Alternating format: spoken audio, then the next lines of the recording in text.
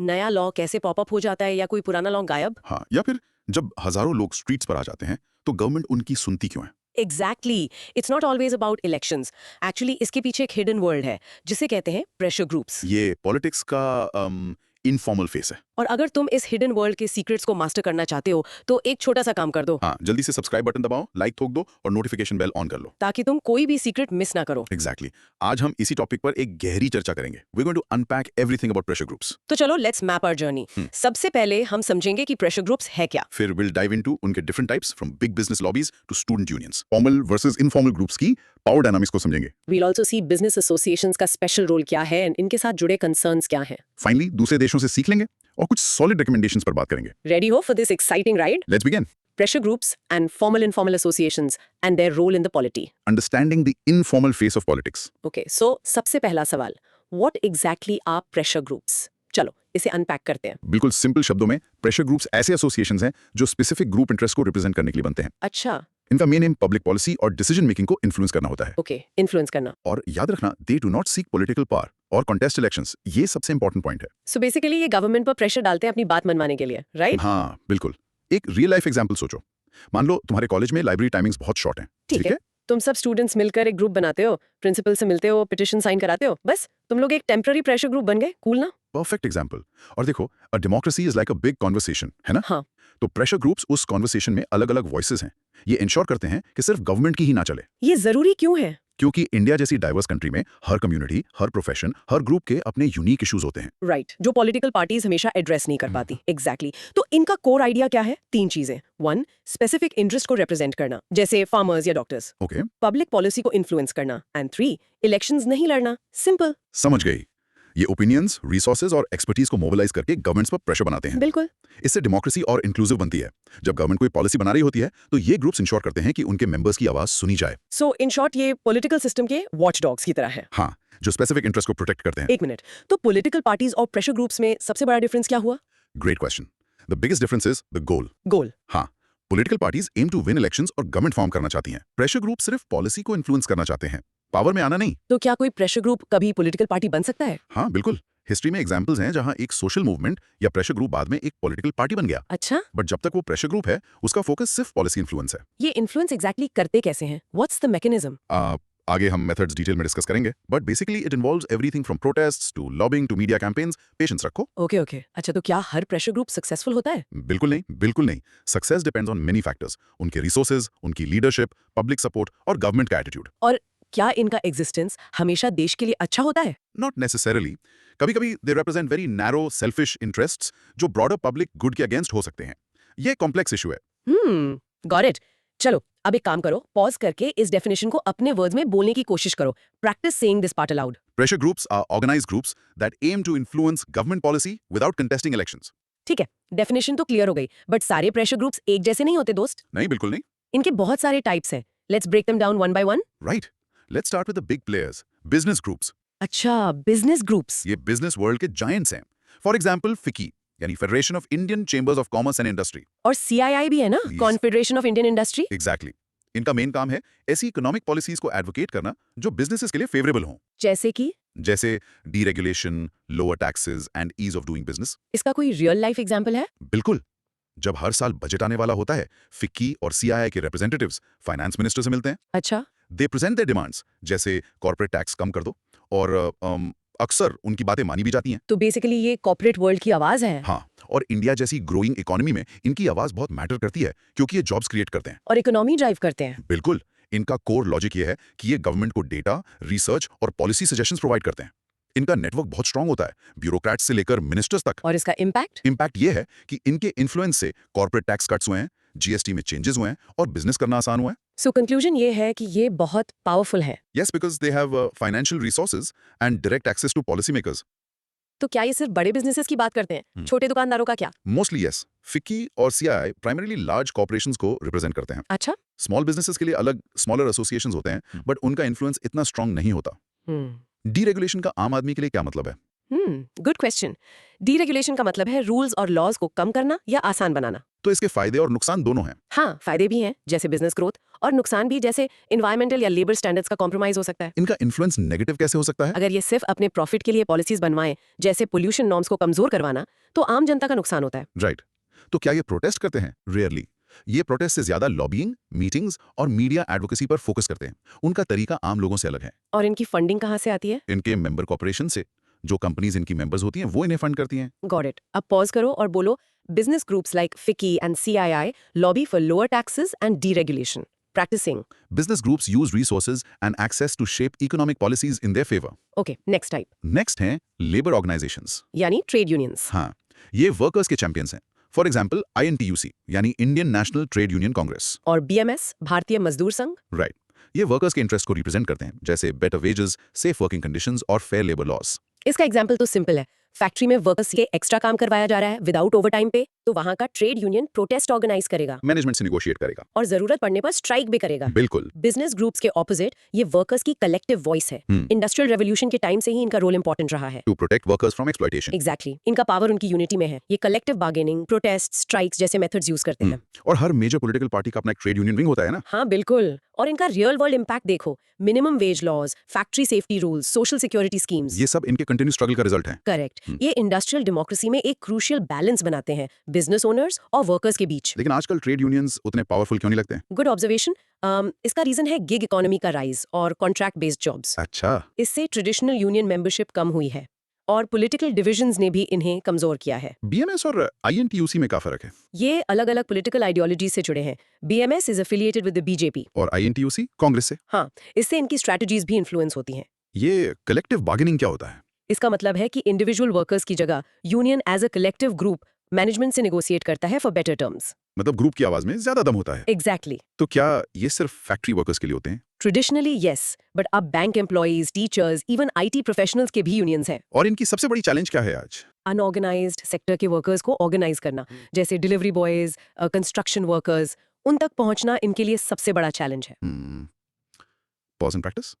Labor organizations like INTUC fight for workers' wages and rights. Practice. Labor organizations use collective strength to secure better conditions for the working class.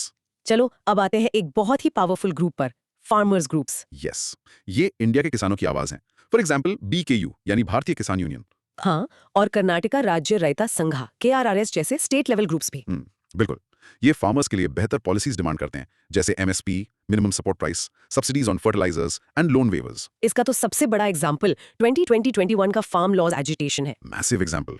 देश भर के farmers unions ने मिलकर दिल्ली के borders पर सालों तक प्रोटेस्ट किया। और आखिर में गवर्नमेंट को लॉज वापस लेने पड़े। करेक्ट। इंडिया जैसे अग्रेरियन कंट्री में इनकी इंपॉर्टेंस बहुत ज्यादा है। और ग्रीन रेवोल्यूशन के बाद से ही ये ग्रुप्स पॉलिटिकल लैंडस्केप में एक्टिव हैं। हाँ, अपने राइट्स के लिए लड़ते हुए। इनकी पावर इनके नंबर्स में है और प्रोटेस्ट करने की कैपेसिटी में है। ये चक्का जाम, रैलीज और घेराव जैसे मेथड्स यूज करते हैं। और इसका इम्पैक्ट, लोन वेवर्स, MSP का बढ़ना, फार्म लॉस का रिपील, ये सब इनके प्रेशर का डायरेक्ट रिजल्ट है। They are a formidable political force, capable of challenging the government directly. No doubt. तो क्या सारे फार्मर्स ग्रुप्स की डिमांड एक जैसी होती है? नहीं, ये एक कॉमन मिसकंसेप्शन है। बड़े किसानों की डिमांड्स अलग हो सकती हैं, जैसे एक्सपोर्ट पॉलिसीज। और छोटे किसानों की अलग, जैसे लोन वेवर्स। हाँ, इसलिए इनमें भी इंटरनल डिफरेंसेस होते हैं। MSP का कॉन्सेप्ट क्या है इन सिंपल टर्म्स? MSP एक सेफ्टी नेट है। गवर्नमेंट कुछ क्रॉप्स के लिए एक मिनिमम प्राइस सेट करती है। तो अगर मार्केट में प्राइस उससे भी नीचे गिर जाए तो गवर्नमेंट उस MSP पर किसान से फसल खरीद लेगी। It's a guarantee. ये ग्रुप्स इतने सक्सेसफुल क्यों होते हैं प्रोटेस्ट में? क्योंकि एग्रीकल्चर एक इमोशनल और पॉलिटिकल इशू है। फार्मर्स को अन्नदाता कहा जाता है। इसलिए उनके प्रोटेस्ट को पब्लिक सिंपैथी मिलती है। हाँ, और कोई भी गवर्नमेंट उन्हें इजीली इग्नोर नहीं कर सकती।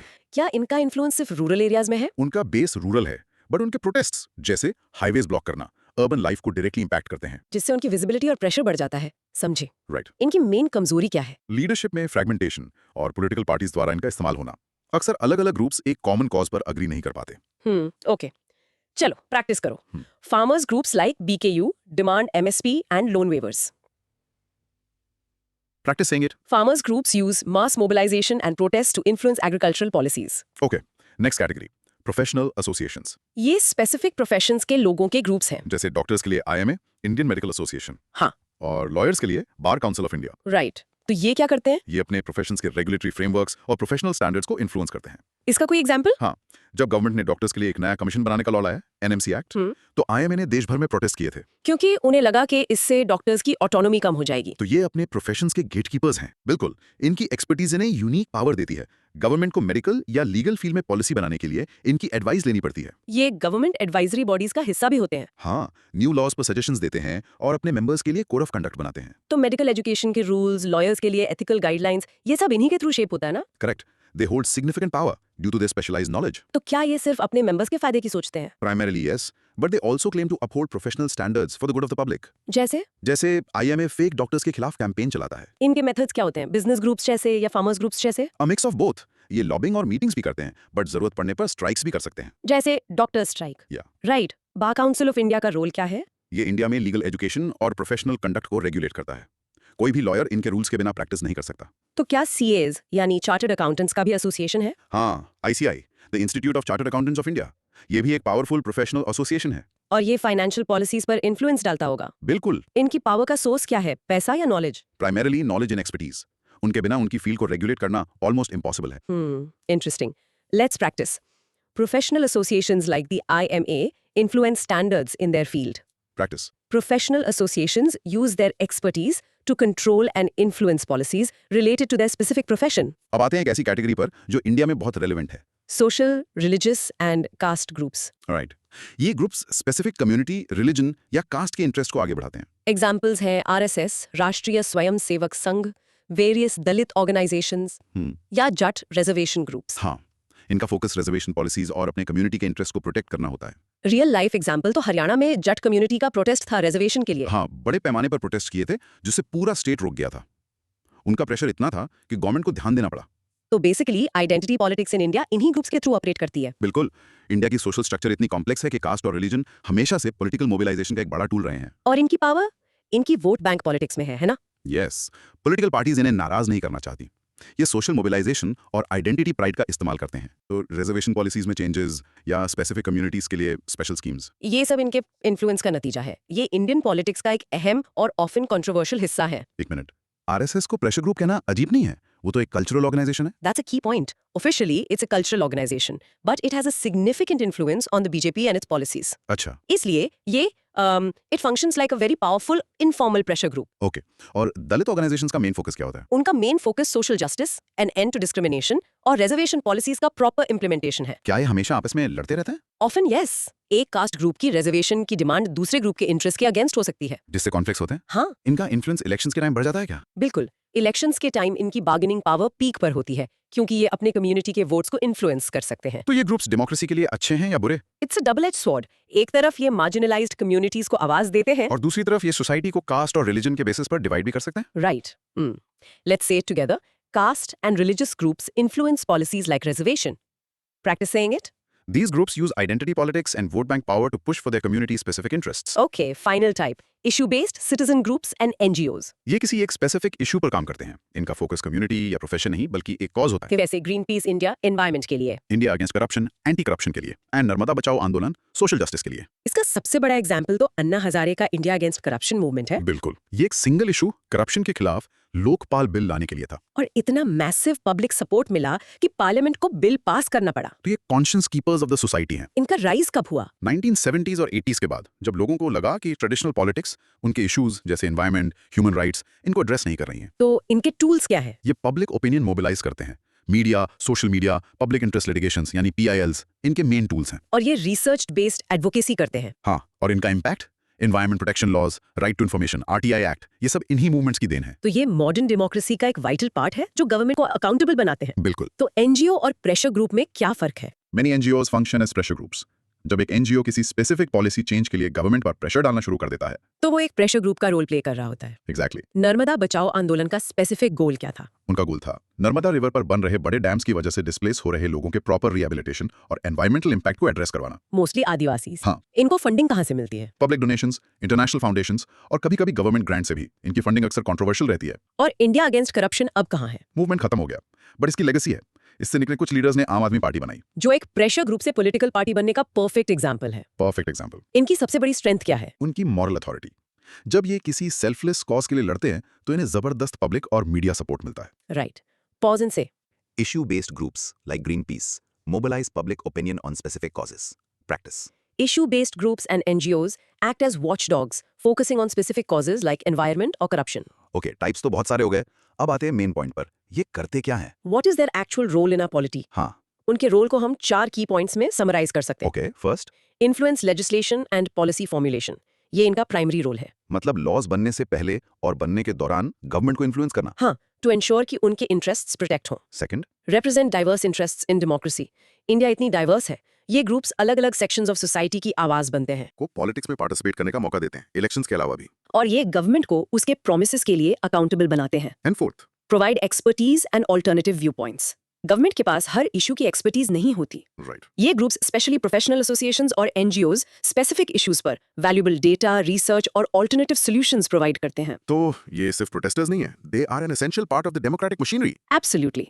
इन a representative democracy MPs MLAs हर सिंगल इंटरेस्ट को रिप्रेजेंट नहीं कर सकते। प्रेशर ग्रुप्स इस गैप को फिल करते हैं। तो ये इंटरेस्ट आर्टिकुलेशन और इंटरेस्ट एग्रीगेशन का काम करते हैं। बिल्कुल, मतलब ये अपने ग्रुप की डिमांड्स को क्लियर कट तरीके से गवर्नमेंट के सामने रखते हैं। इसका पॉजिटिव इम्पैक्ट तो है, जैसे RTI act, environmental laws, better wages. हाँ, ये डेमोक्रेसी को ज्यादा रिस्पॉन्सिव बनाते हैं।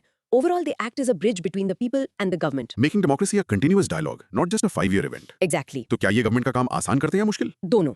एक तरफ एक्सपर्टीज देकर काम आसान करते हैं, और दूसरी तरफ? कांस्टेंट प्रेशर और प्रोटेस्ट से काम मुश्किल भी कर देते हैं। हाँ, अकाउंटेबिलिटी एनहांस करने का एक एग्जांपल दो। इंडिया अगेंस्ट करप्शन मूवमेंट ने गवर्नमेंट को करप्शन पर एक्शन लेने के लिए अकाउंटेबल बनाया। अच्छा। सिमिलरली एनवायरमेंटल एनजीओज पोल्यूशन के इशू पर गवर्नमेंट को सुप्रीम कोर्ट तक ले जाते हैं। अगर इतने सारे प्रेशर ग्रुप्स होंगे तो गवर्नमेंट सबकी कैसे सुनेगी? यही तो चैलेंज है। हम्म। गवर्नमेंट को इन सबके कंपीटिंग इंटरेस्ट को बैलेंस करना पड़ता है। तो अक्सर जो ग्रुप ज्यादा पावरफुल या रिसोर्सफुल होता है उसकी बात सुनी जाती है। Sadly yes. तो क्या ये डेमोक्रेसी को स्लो डाउन करते हैं? कभी कभी लग सकता है। पॉलिसी मेकिंग में टाइम लगता है क्योंकि सबसे कंसल्ट करना पड़ता है। But a slow inclusive decision is often better than a fast exclusive one. That's a very important point. इनका सबसे इंपॉर्टेंट रोल क्या है in your opinion? To give a voice to the voiceless. Marginalised communities जिनकी आवाज main stream politics में नहीं सुनी जाती, उनके लिए प्रेशर ग्रुप्स एक लाइफलाइन है।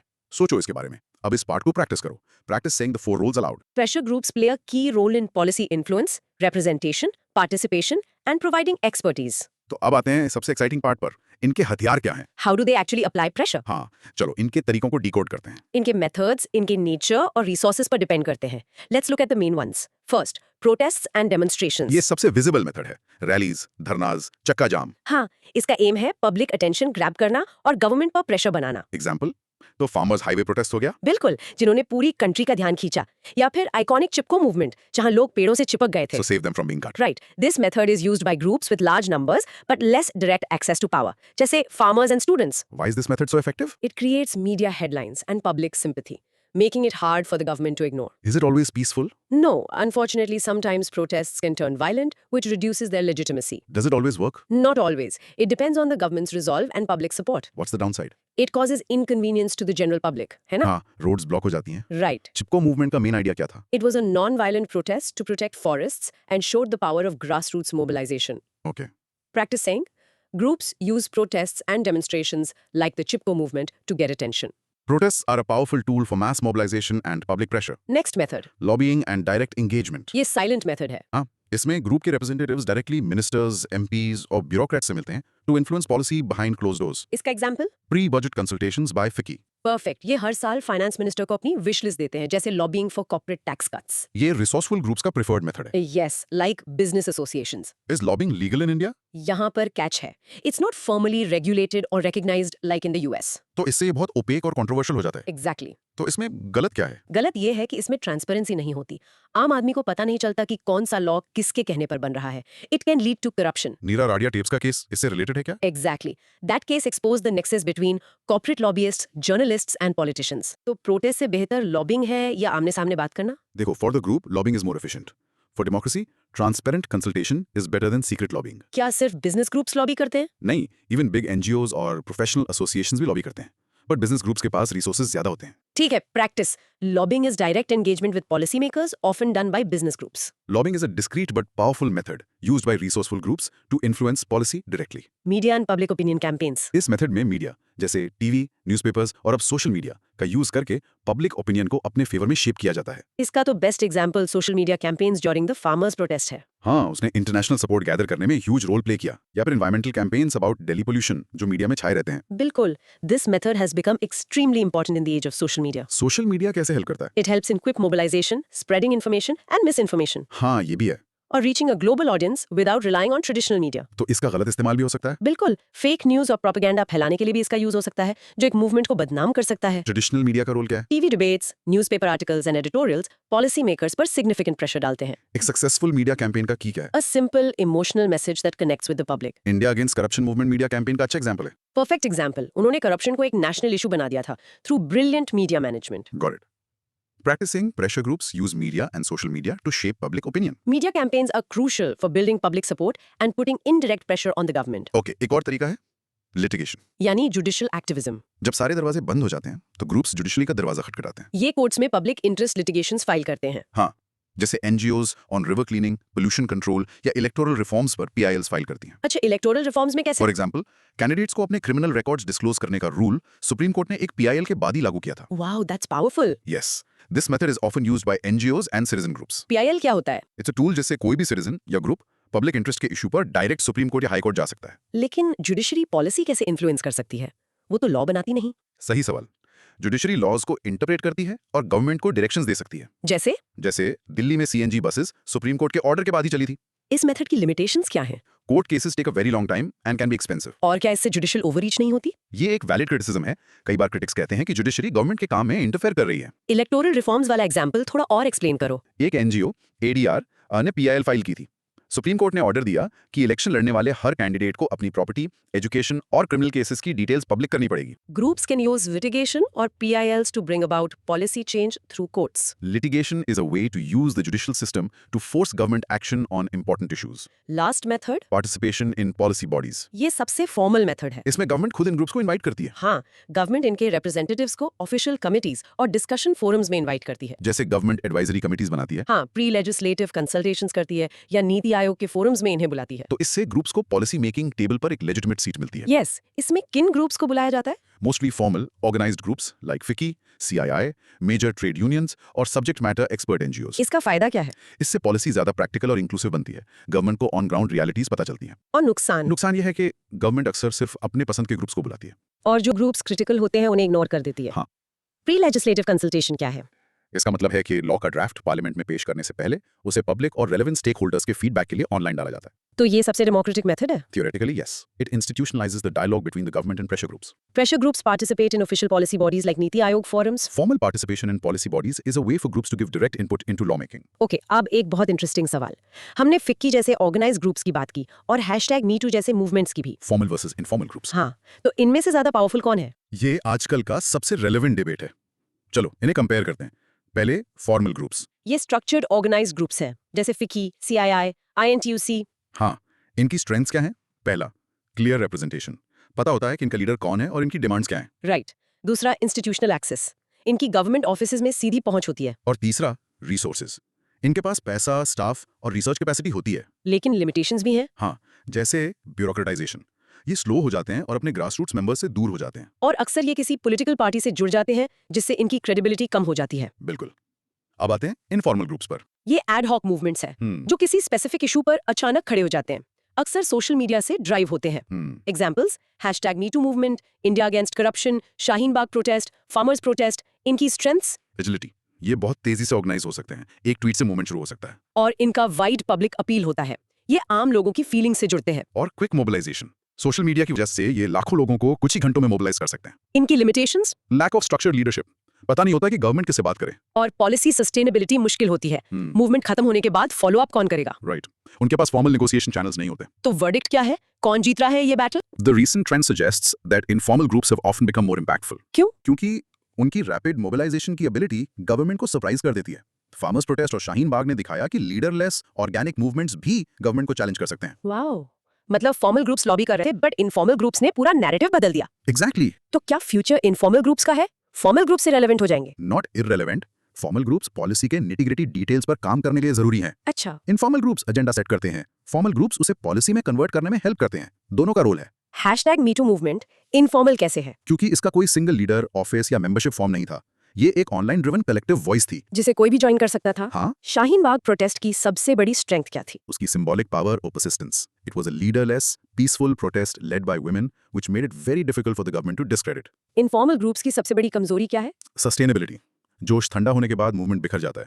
उनके पास लॉन्ग टर्म फॉलोअप के लिए इंस्टीट्यूशनल स्ट्रक्चर नहीं होता। तो गवर्नमेंट किसके साथ डील करना प्रेफर करती है? डेफिनेटली फॉर्मल ग्रुप्स, उनके साथ नेगोशिएशन करना आसान होता है। उनका एक एड्रेस होता है, एक लीडर होता है। हाँ, इनफॉर्मल मूवमेंट्स अनप्रेडिक्टेबल होते हैं। सोचो, एक तरफ स्ट्रक्चर्ड पावर, दूसरी तरफ पीपल्स पावर। इंटरेस्टिंग ना? चलो इस डिफरेंस को प्रैक्टिस करो। Practice saying the strengths of both formal and informal groups. While formal groups have resources and access, informal groups have recently shown greater impact due to their agility and mass appeal. हमने business groups को touch किया था, but let's deep dive a bit. उनका positive contribution क्या है public policy में? सिर्फ अपने फायदे की सोचते हैं या देश का भी भला करते हैं? हाँ, ये एक इंपॉर्टेंट सवाल है। उनके कंट्रीब्यूशंस को निग्लेक्ट नहीं किया जा सकता।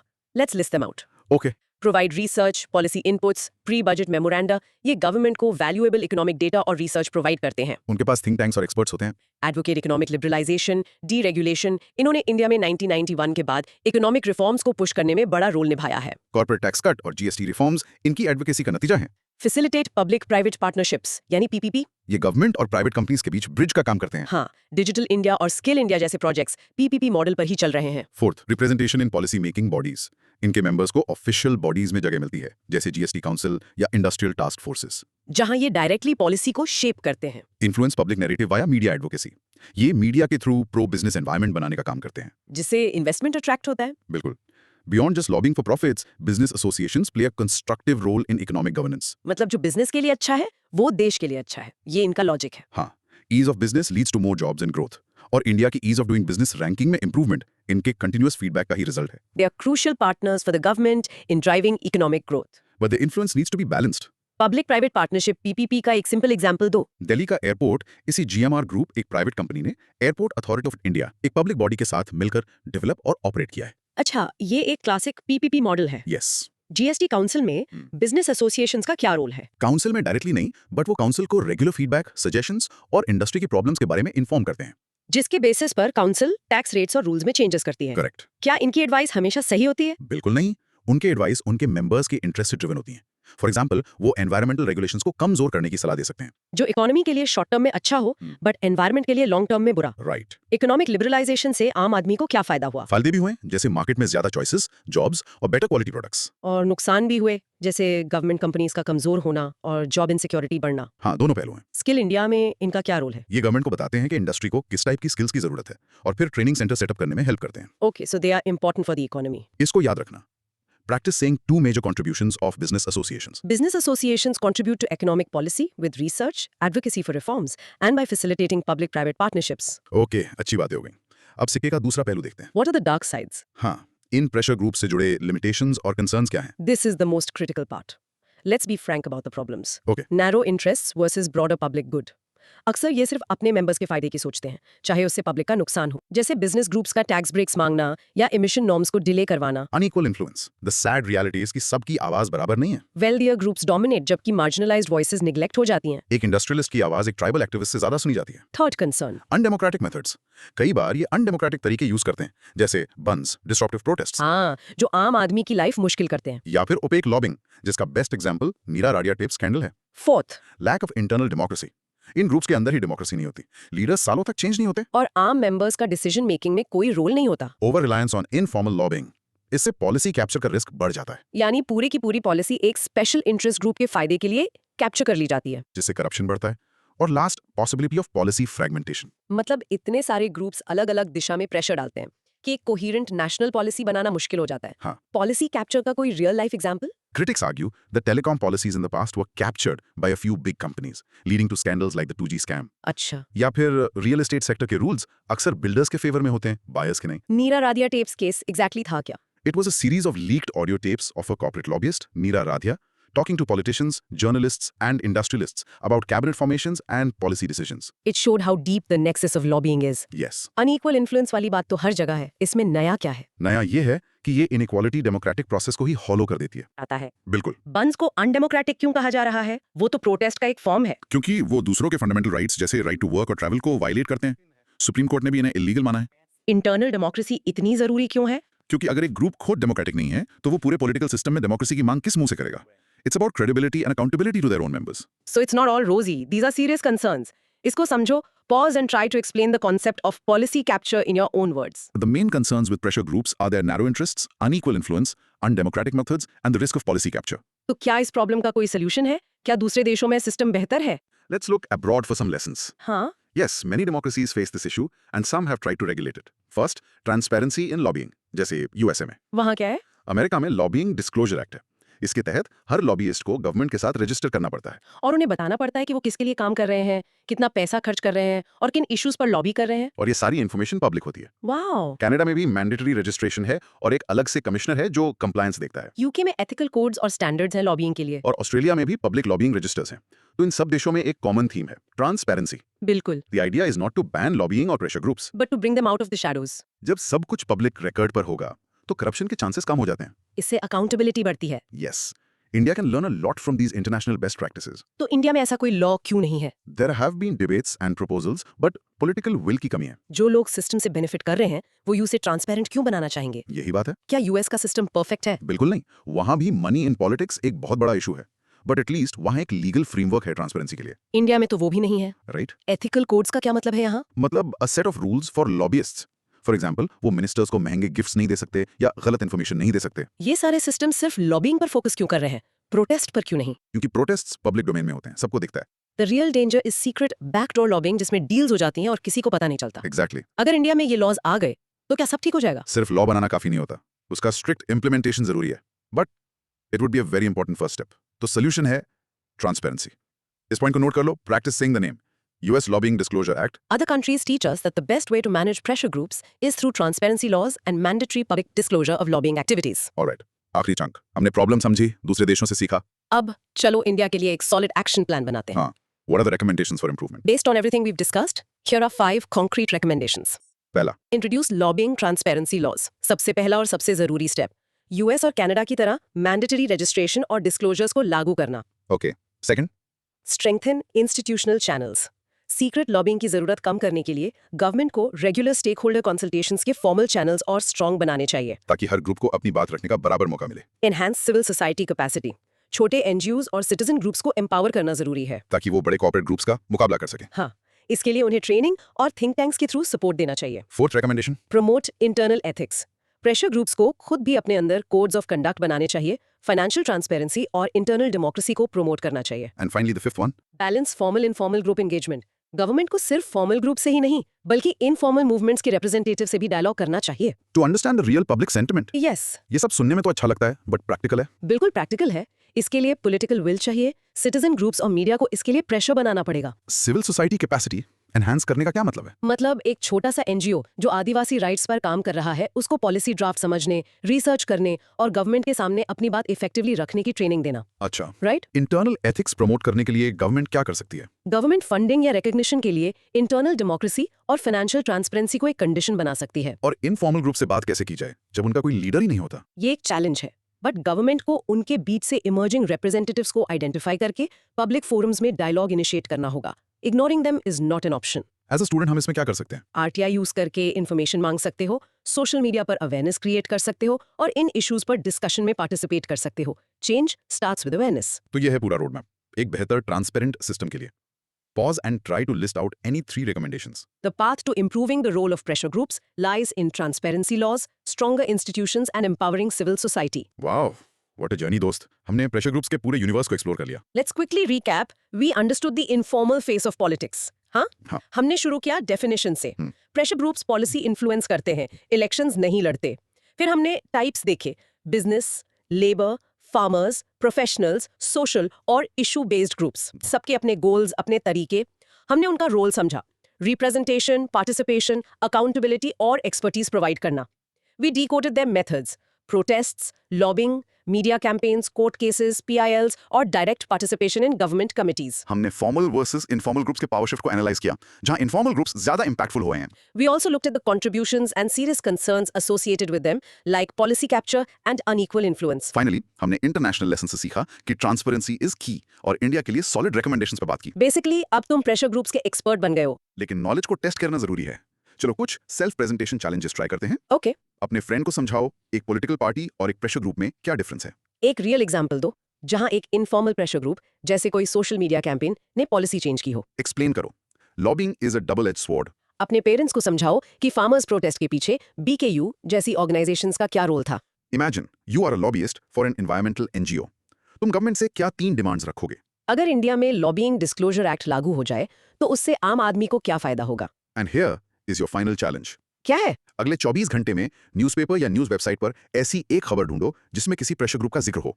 आइडेंटिफाई करो कि वो किस टाइप का ग्रुप है और वो कौन सा मेथड यूज कर रहा है। वाओ, देखो, अब तुम्हें न्यूज़ अलग नजर से दिखेगी। नॉलेज को अप्लाई करना ही रियल लर्निंग है। एब्सोल्युटली। और अगर इस डीप डाइव डिस्कशन में मजा आया तो अकेले अकेले मत रखो, इसे अपने दोस्तों के साथ शेयर करो। और हाँ, चैनल को सब्सक्राइब करना मत भूलना। कमेंट करके बताओ कि अगला टॉपिक क्या होना चाहिए। और लाइक बटन जरूर दबाना। हम मिलेंगे अगली बार एक और एक्साइटिंग टॉपिक के साथ। तब तक सोचते रहो, सीखते रहो।